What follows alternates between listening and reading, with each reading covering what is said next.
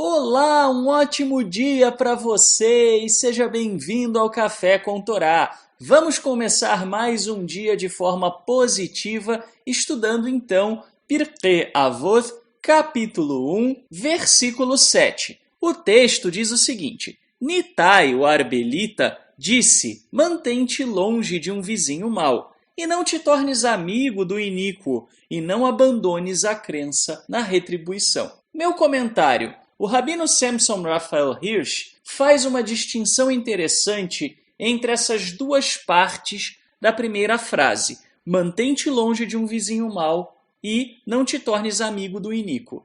Com relação ao vizinho, o conselho da Mishnah é de que nós nos mantenhamos afastados se ele for um vizinho mau. Porém, do iníquo, a recomendação é um pouco diferente. É para que nós não nos tornemos amigos do iníquo. Por que essa distinção? Porque vizinhos nós nem sempre podemos escolher. Muitas vezes nós caímos numa vizinhança e de repente até pode ser uma vizinhança boa. Aí amanhã um vizinho se muda e de repente esse vizinho novo que chegou não é uma boa pessoa. Não há o que você possa fazer e certamente que você precisará manter um certo nível de boa convivência com esse vizinho, até mesmo para poder ter paz de espírito. Nesse caso, então, a melhor recomendação é você se manter distante desses vizinhos. Procurar não se envolver muito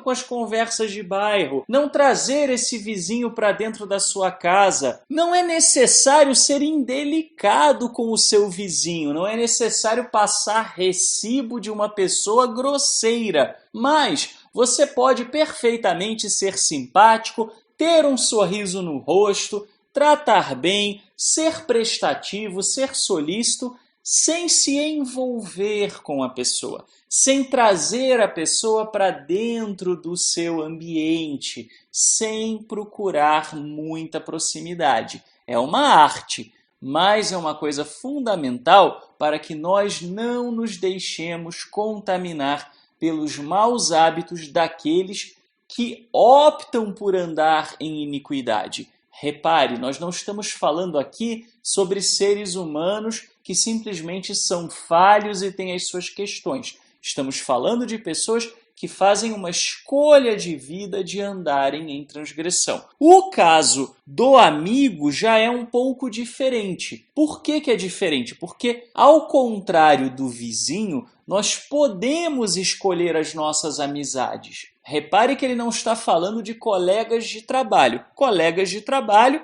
nós poderíamos classificar na mesma categoria do vizinho. Você não escolhe e aí vale a mesma regra. Procure ser amável, procure ser gentil, ter um sorriso no rosto, ser uma pessoa agradável, sem ter muita amizade, se a pessoa for uma pessoa ruim, se você percebe que a pessoa anda em iniquidade. Mas no caso de amizades, nós é que escolhemos quem nós seremos amigos. E aí todos nós somos responsáveis pelas nossas amizades. É por isso que a amizade é uma coisa perigosa. Escolha bem quem você vai ser amigo. O brasileiro, na realidade, tem uma prática de ser muito amistoso com todo mundo e ter amizades muito superficiais. E um dos problemas é justamente pela dificuldade que o brasileiro tem de escolher boas amizades. E essa é uma lição, então, que nós precisamos extrair dos nossos sábios. Faça boas amizades. Faça amizades com pessoas que você sabe que são pessoas íntegras, corretas. É claro que você também deve buscar pessoas que gostem de você, que se importem com você, que tenham afinidades com você. Mas essa já é uma outra questão. Aqui nós estamos falando de caráter. De nada adianta uma pessoa gostar de você ou mesmo uma pessoa te tratar bem e não ter um bom caráter. Essa pessoa acabará atraindo negatividade para a sua vida pelo simples fato de que te levará para uma conduta inadequada. te levará para um comportamento que de repente você não deseja.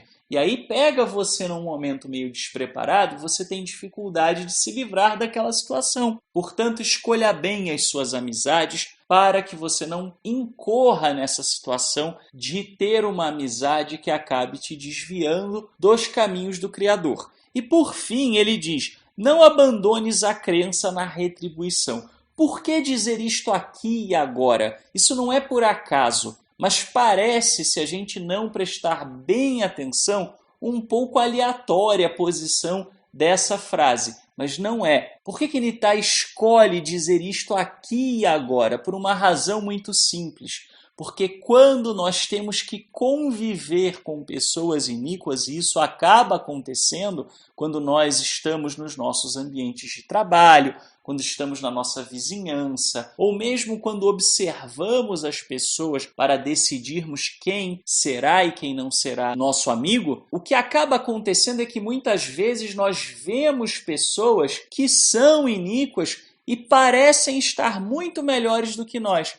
Parecem não ter problemas, parecem não ter dificuldades, parecem ter uma vida tranquila e nós, que muitas vezes nos esforçamos, não que nós sejamos perfeitos, mas que nós nos esforçamos para vivermos dentro da vontade do Criador, acabamos passando por dificuldades, acabamos passando por provas. Portanto, a convivência com essas pessoas acaba nos tornando um pouco céticos com relação à retribuição do Eterno. E nós devemos tomar muito cuidado para que isso não aconteça. Temos que ter em mente: o Eterno está fora da linha do tempo. O tempo é uma dimensão criada. O Eterno é um ser atemporal. Ele enxerga o ontem, o hoje e o amanhã como uma coisa só. Ele não enxerga isso na mesma sequência cronológica que nós enxergamos. Portanto, para o Eterno, uma retribuição feita 20 anos depois é a mesma coisa que uma retribuição feita amanhã. E acredite, tudo aquilo que nós plantamos, nós colhemos. Uma das coisas mais provadas neste universo é a lei da ação e reação.